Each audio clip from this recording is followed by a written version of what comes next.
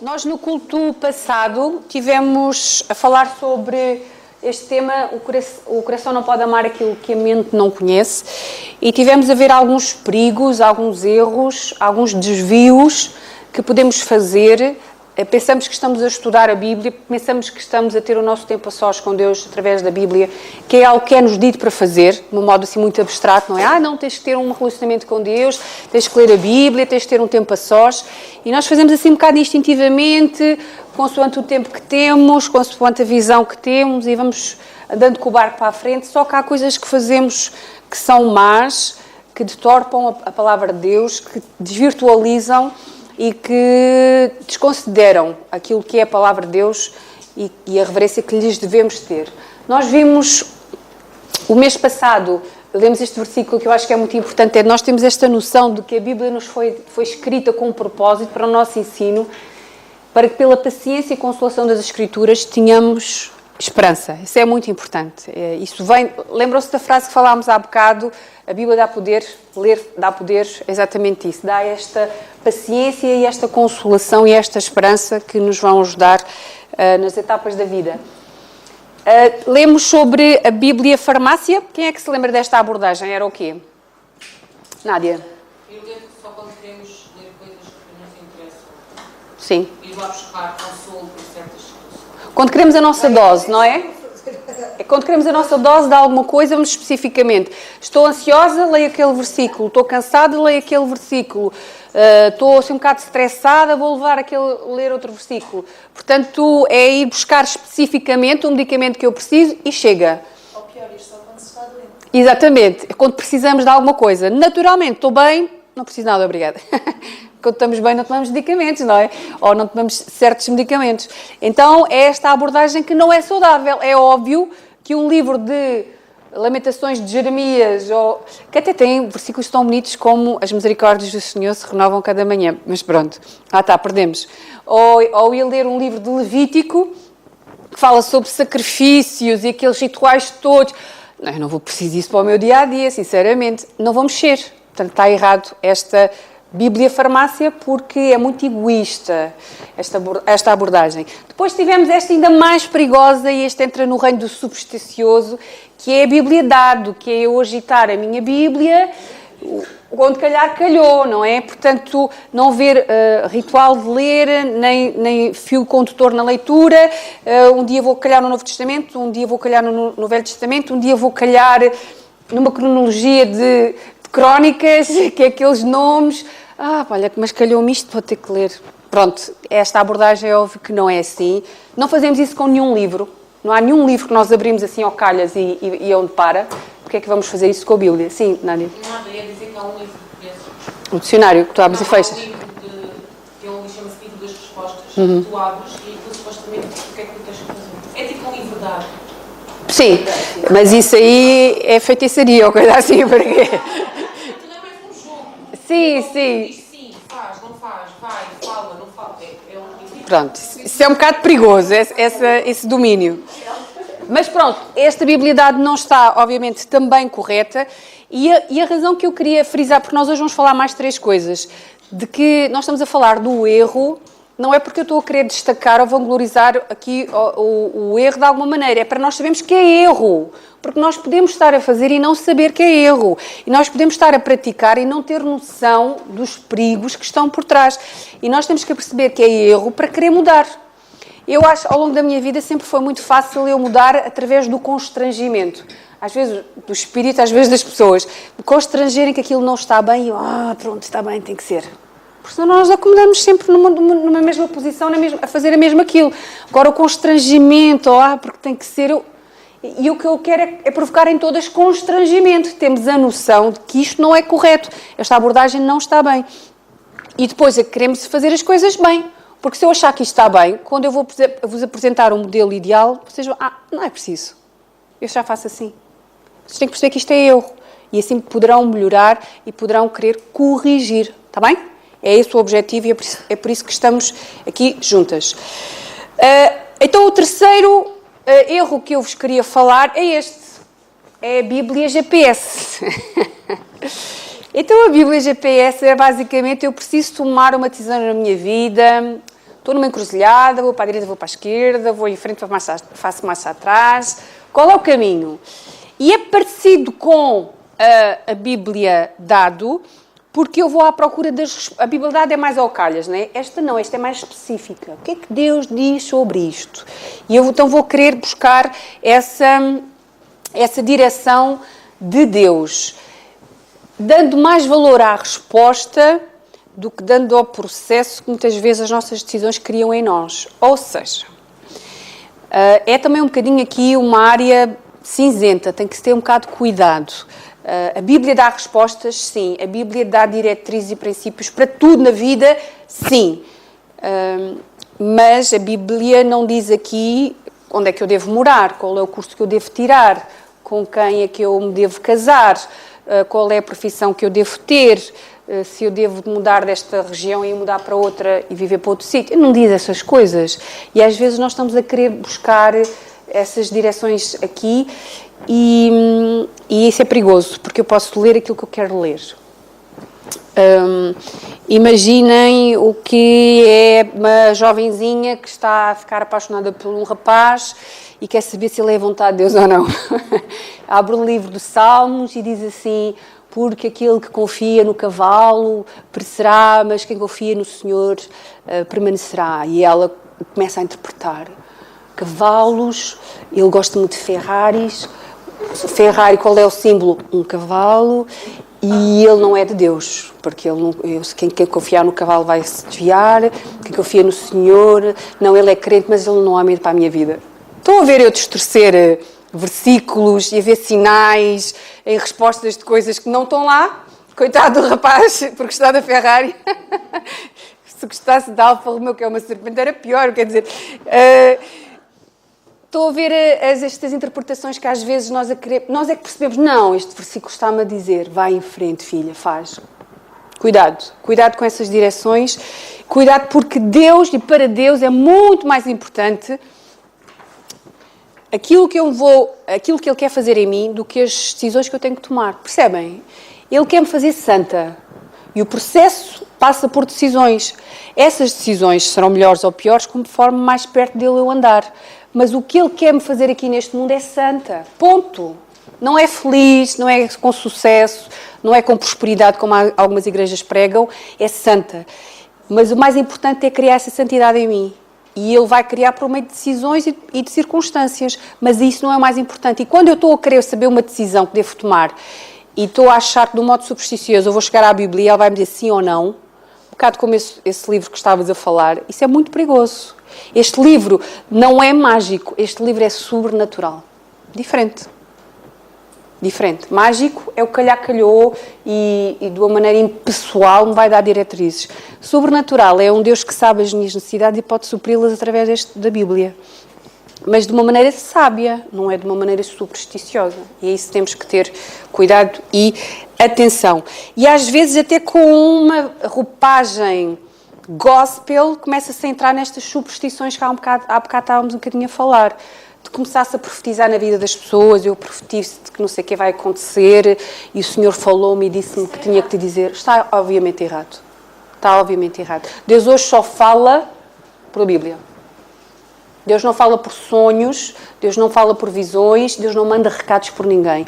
Muito menos para a vida dos outros. Quanto muito o Espírito fala contigo. Ou seja, ninguém tem o poder de dizer eu Não, ninguém. que na tua vida irá acontecer. O que é que essa pessoa está a acreditar? Normalmente é coisas boas, não é? Acho que se não era uma maldição. É que essa pessoa está a abençoar. Às vezes não é. Então isso ainda é pior. Uma vizinha que, enfim, o barreiro de Cancerbela, passou lá uma pessoa qualquer no portão dela e disse que a filha teve um problema e não sei o que, e ela veio me contar aquilo. Eu disse, e quem é essa pessoa? Eu não conheço a pessoa. Então alguém que eu não conhecesse vinha-me falar mal da minha filha e que ia acontecer assim, não sabe? Essa história não me mal contada. Não, mas eu estava a colocar esta questão mesmo em termos de conseguem líderes. Sim. Eu profetizo sobre a tua Sim. Está errado e tens que ter atenção. Uma coisa é dizer assim, olha Maria, eu abençoo a tua vida e olha, só te desejo coisas boas para ti. Isso é o óbvio, não é? E é o real e é o básico. vai daí eu estar a conseguir adivinhar-te o teu futuro e dizer que eu profetizo daqui a um ano, tu vais estar numa casa maior e vais... Isso é claramente superstição, isso é claramente religiosidade, isso é diabólico. Isso é adivinhação.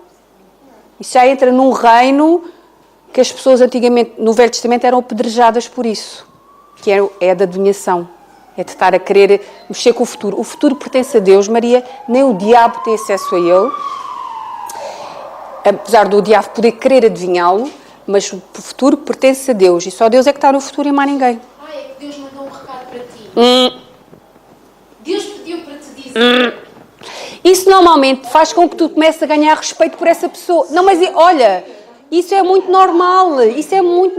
Vocês vejam vídeos na internet de pregações e vocês vão ver o discurso deles. Isto é muito, muito normal. Por isso é que eu estou-te a perceber o que tu estás a querer dizer. Mas diz-me lá, essa pessoa quando diz isso não está a querer ganhar prestígio? Porque se eu chego aqui... Exato, mas se eu chego aqui e digo assim, olha, eu profetizo na tua vida, vai... Epá, tu começas... Ih, a Xanda, quando ela fala... E depois às vezes profetizar coisas provavelmente, naturalmente vão acontecer, não é preciso poder de adivinhação para isso. Mas começavas a ter um grande prestígio para mim, uma grande consideração, e isso normalmente é vaidades que caem no meio. Que eu até acredito que hajam pessoas sinceras que não se consigam perceber da concupiscência que está a ganhar destaque na vida delas ao querer esse tipo de coisas, ou achar que Deus enviou-os para este tipo de coisas. Muito cuidado, está bem? Muito cuidado. E este reino do GPS roça ali nesses limites que são perigosos. Mas ainda bem que perguntas, porque assim esclareces. Hoje em dia Deus só fala pela Bíblia. Por isso é que nós não podemos ouvir a voz de Deus sem a ler. Sem a ler. E quando um pregador fala de um púlpito, supostamente não está a falar as suas palavras, está a falar as da Bíblia. Se estiver a falar da Bíblia, eu posso ser direcionadas por Deus para alguma área, mas para alguma decisão, mas nunca Deus fala de outro modo, do modo audível. Há uma expressão do John Piper que diz, se queres ouvir a voz de Deus, lê a Bíblia. Se queres ouvir a voz de Deus audivelmente, lê a Bíblia em voz alta. Ponto. Deus não fala mais de nenhuma outra maneira, está bem? Por isso é que o irmão Paulo está ali a repreender, está ali a dizer que os pastores devem ser assim, não sabe? Porque muitas igrejas sim. sabem. São os mandamentos dos homens, é aqueles desvios que não são corretos. Ok, o objetivo de Deus sempre é mudar os nossos corações mais do que realizar os nossos sonhos, os nossos projetos, os nossos desejos, as nossas escolhas, está bem? Sempre é mudar os nossos corações, isso é que é o principal, isso é o que perdura. A única coisa que a gente vai levar aqui deste mundo para o outro, irmãs, é quem somos. E Ele quer levar uma melhor versão, que Ele quer que quando nós partamos já com um upgrade, ok? Não é isto que somos agora. E nós temos que deixar de ser tão terrenas, de achar que Deus só quer as decisões do agora, do já, e pensar que Ele quer fazer um trabalho e uma obra em nós. Este salmo, deleita-te também no Senhor, é um salmo muito conhecido, é aquele que diz, entrega o teu caminho ao Senhor e Ele tudo fará. Deleita-te também no Senhor e te considerar os desejos do teu coração. Isto é usado muitas vezes de uma maneira errada. Eu vou-me alegrar no Senhor, deleitar no Senhor e Ele vai-me dar tudo o que eu quero. É o que está ali escrito. Não é? Parece, mas não é. Para uma igreja onde prega essas questões de que tu agarras ao Senhor e Ele dá-te tudo. Isto é ouro, este versículo. Mas o que este versículo está a querer dizer é que quando eu me agrado do Senhor, quando eu me deleito no Senhor, quando eu destaco o Senhor, eu começo a querer o que Ele quer. E é por isso é que Ele vai-me dar os desejos do meu coração. Os desejos passam a ser os dele. Os desejos passam a ser os dele. Não é os teus. Senão isto era um cheque em branco. Deus assinou e disse, olha, gasta com o que tu quiseres. Se tu gostares de mim e te agradares de mim, eu concedo-te os teus desejos. Mas não é. E é isto que Deus quer fazer. Ele quer mudar o meu coração para que os meus desejos sejam mais os dele e menos os meus. E essa é a preocupação de Deus. Por isso, quando eu vou a Deus e peço ao Senhor, ajuda-me a tomar esta decisão, faço isto ou faço aquilo, eu devia perguntar, Senhor, ajuda-me a querer o que tu queres.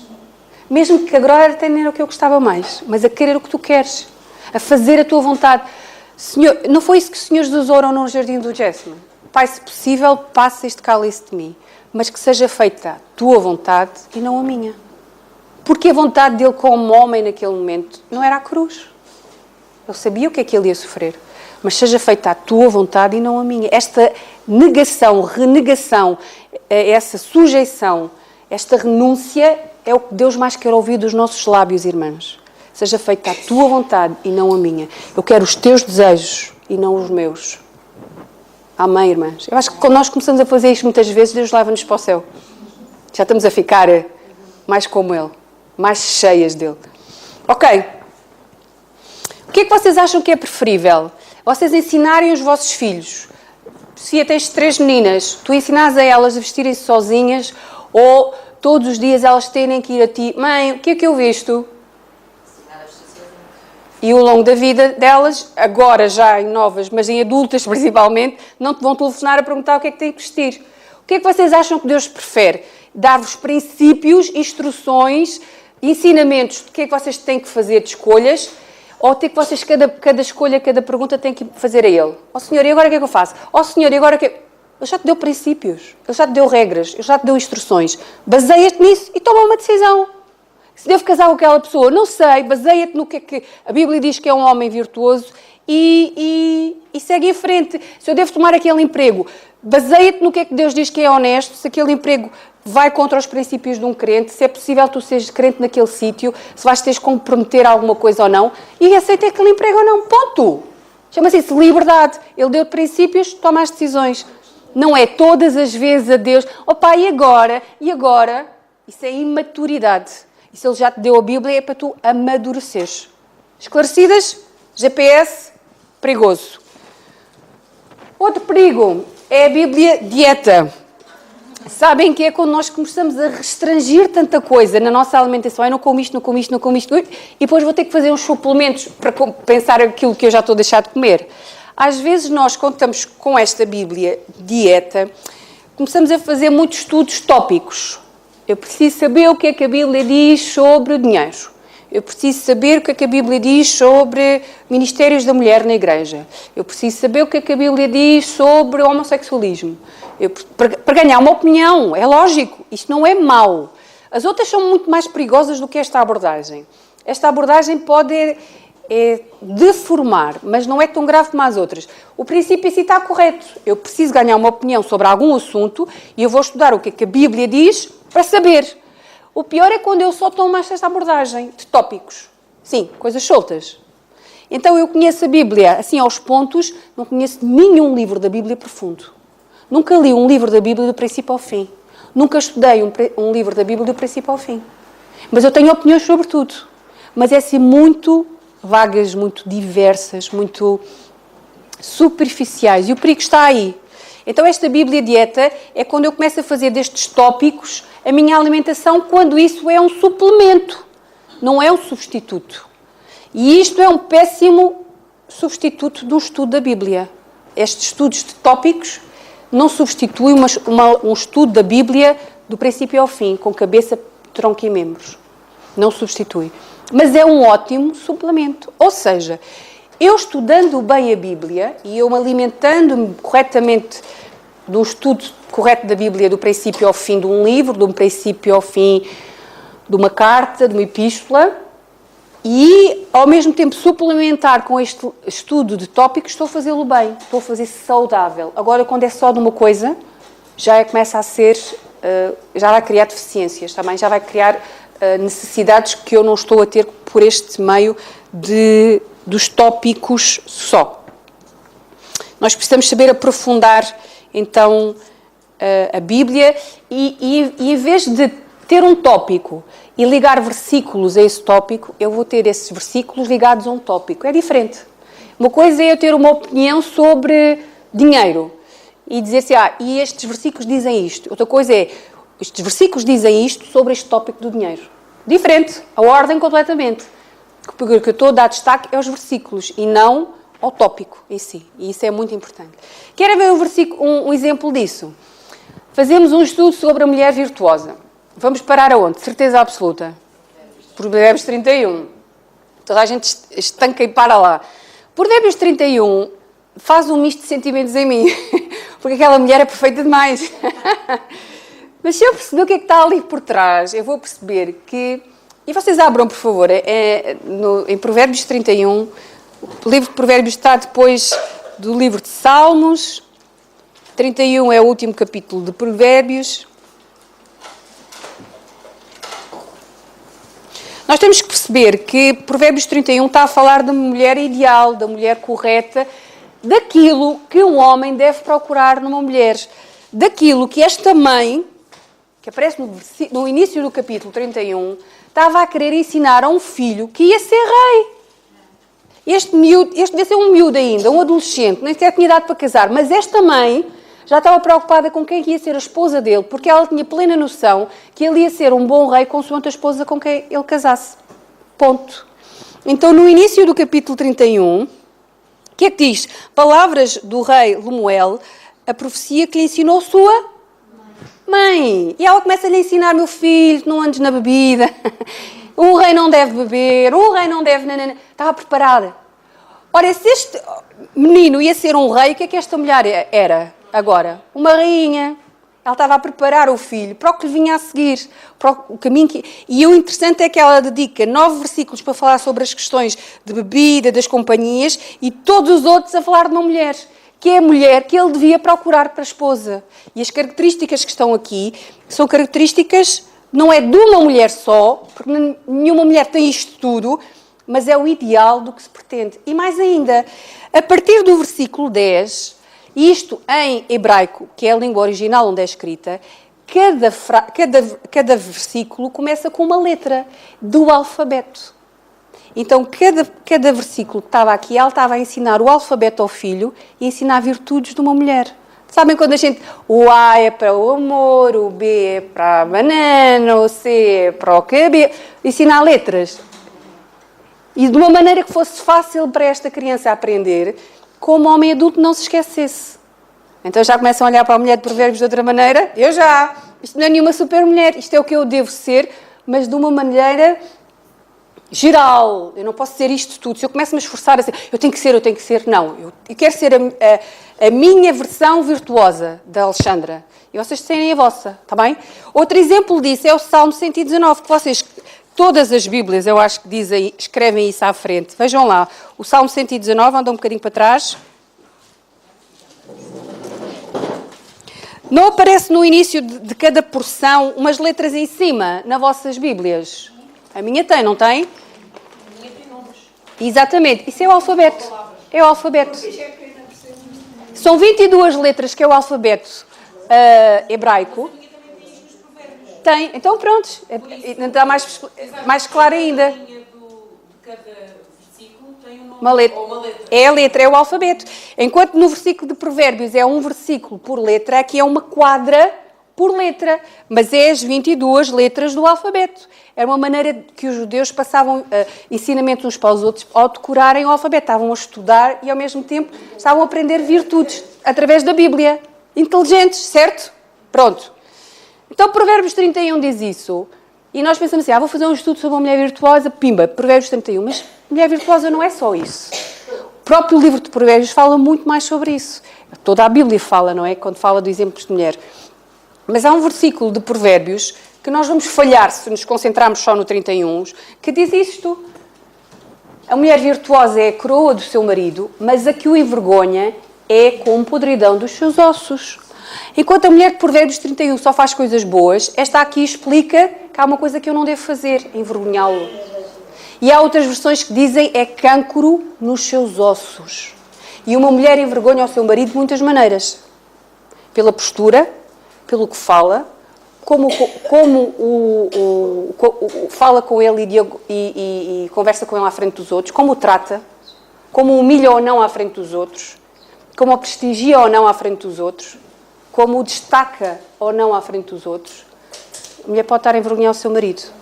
E aquilo é como cancro, podridão nos seus ossos. Então, se eu quero aprender a ser uma mulher virtuosa, e diga-se de passagem que em Provérbios 31, quem achará uma mulher virtuosa, o original é quem achará uma esposa virtuosa. É no papel de esposa que aquilo está a falar e descreve. Aqui também. Então, para aquelas que são ou que não são, ainda eis aqui um conselho muito importante da questão de como é que se trata um marido e uma futura esposa, como é que se trata um marido.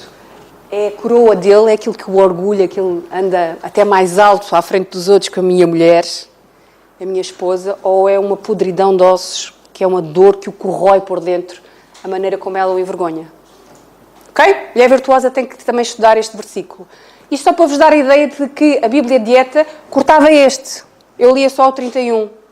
Mas isto também faz parte do estudo da mulher virtuosa. Então, eu não posso estudar a Bíblia só assim por tópicos soltos. Eu tenho que ver o contexto, eu tenho que fazer um estudo com cabeça, tronco e membros. Ok? Avançando para o último dos erros que nós podemos calhar, é este. A Bíblia em terceira mão. Nem em segunda, já vai em terceira. É quando eu estudo mais e leio mais livros sobre a Bíblia do que a Bíblia. E é muito fácil nós cairmos por aí. Porque, e até faz um bocado de sentido, porque estes livros têm uma linguagem mais acessível, mais fácil de eu perceber, e porque normalmente quem escreve esses livros sabe muito mais da Bíblia do que eu. Então eu apoio-me nesses livros em ler e dizer, não, eu vou ler isto e depois eles estão a falar sobre a Bíblia. Só que eu já estou a ler em segunda, terceira mão. Porque eu estou a ler o que alguém escreveu sobre o que está na Bíblia. Porque às vezes nesses livros eles estão a citar outros autores. Porque o outro irmão disse que deste versículo isto. E eu já estou ali em segunda, terceira, em vez de ir originalmente à Bíblia. E há perigos nisso. E da mesma maneira que a Bíblia Dieta é boa, esta Bíblia em terceira mão pode ser um bom suplemento, mas nunca é um substituto. Nunca é um substituto de ler a Bíblia. Eu não posso deixar de ler a Bíblia e comprar livros aqui na livraria ou levar aqui da biblioteca que falem sobre estudos da Bíblia. Sobre a segunda carta de Timóteo, sobre a carta de Tito, sobre... Então leio aqueles livros e não leio a Bíblia. Isso é em segunda e em terceira mão. Estes livros podem conter erros? Sim. Este não. O que é preferível? Eu logo a Bíblia. Mas poder-me apoiar e buscar ajuda em livros de estudo, em comentários bíblicos, obviamente que sim. Não agora vou pôr essas coisas. Mas isso não é o principal, isso é uma ferramenta para me ajudar. Nunca é a minha dieta principal de alimentação espiritual. A minha dieta principal é eu cavar na Bíblia. É eu procurar na Bíblia. Percebem? Dá trabalho, dá. Às vezes eu não percebo. Às vezes é preciso muita paciência, sim. Às vezes leio e parece que não sai nada. Tu estás a preparar a terra, e tu estás a cavar, e tu estás a investir na tua alma muito mais do que tu pensas. Tens é que ter paciência. Então, apoiar-me, e até vos digo mais, na medida que vocês aprenderem a estudar a Bíblia, e a manejar a Bíblia, e a tirar sumo dela, vocês vão começar a dar o valor correto a esses comentários, a esses estudos, a esses tópicos que vocês têm estado a ler, porque vocês sabem que isso são suplementos. Que até faz bem, de vez em quando. Deixa eu ver o que é que este diz, ou o que é que lê ali, mas nunca substitui o que é principal, que é a Bíblia. Ok? E o perigo disto está eu começar como nesta Bíblia diz, em terceira mão, eu estar a apoiar-me na santidade dos outros. A santidade e a maturidade é uma coisa individual, cada uma. Eu não posso fazer por vocês, vocês não podem fazer por mim. E quando eu começo-me a apoiar na inteligência de outros, nos ministérios e nos dons que os outros têm, e amém por isso, e começo a atrofiar o meu crescimento, isso faz mal. O problema está aí, eu achar, a Bíblia não é para mim. A Bíblia é para os pregadores e ao domingo eu ouço o que eles dizem e pronto. Não, a Bíblia é para todos. E nós hoje em dia temos a felicidade de ter a Bíblia acessível. Antigamente não tinham, irmãs. E hoje ainda há países onde não têm. Onde alguém ter um versículo escrito da Bíblia, para ele aquilo é ouro. E nós temos a Bíblia toda e não lhe damos a importância e o destaque que deveríamos. Então a parte espiritual todas nós temos que fazer por isso, temos que fazer crescer. E Paulo é um exemplo, como em tudo, também nesta questão. Vejam só este versículo, se calhar vocês já leram, e vou ver aqui a diferença que ele faz. Quando vieres, ele está a falar de Timóteo, a última carta que ele escreveu, ele está prestes a partir para o céu, e ele sabe disso. Quando vieres, traz a capa que eu deixei em Troade, em casa de Carpo, e os livros, principalmente os pergaminhos. Sabe o que eram os pergaminhos? Os pergaminhos eram escritos em pele de animal, portanto, pele de cabra. Portanto, não era toda a gente tinha peles para escrever, era uma coisa cara. Normalmente o que é que se escrevia aí? Os escritos sagrados. Bíblia. Eu pego os livros, mas quais? Aqueles que tu tivesses de escolher, traz-me quem? Os pergaminhos. É a Bíblia. Mas ele lia outras coisas. Por isso é que eu, há bocado, quando nós estávamos a falar de Tito, que ele citou aquele profeta, ele era profeta, que ele dizia que eles eram todos maus, ele lia outras coisas. Nós devemos ler outras coisas, para nos dar cultura, para nos dar, percebermos o mundo em que nós estamos, para saber o que é que andam a dizer, desde que não seja mal, e não seja deformações e aberrações, como há bocado estávamos a falar daquele outro livro, não há problema, mas um crente tem que ser uma pessoa culta, tem que estar neste mundo e saber falar e saber explicar coisas. Mas, principalmente, o que não pode faltar, tirem-me tudo menos isto, é os pergaminhos, é a Bíblia. Então, Paulo devia-se pensar assim, ele acabou de dizer, combati o bom combate, acabei a carreira. Acabei, agora encosto-me, podes-me levar, Senhor. Não, Timóteo, traz a capa, porque aqui faz muito frio na prisão, e que eu deixei, olha, até te digo onde é que está, na cidade e a casa de quem, que é por causa das coisas, não te perderes. E eu deixei lá livros, Timóteo, muitos livros, mas os pergaminhos. Isso, por favor, traz-me os pergaminhos. Se eu ainda tiver a oportunidade de ler aqueles pergaminhos, como o meu coração se enche só de pensar nisso, Timóteo. Isto é que é um homem. É assim que nós devemos ser, ter esta fome, esta sede. Paulo tinha que pedir que trouxessem os pergaminhos. Os pergaminhos estão aqui, irmãs. Vamos ler? Que tal? Vamos ler, vamos aproveitar, vamos achar que este livro é sobrenatural e pode fazer muita coisa na nossa vida. Pronto, tenho dito. Eu disse que ia falar pouco, acho que fiz isso.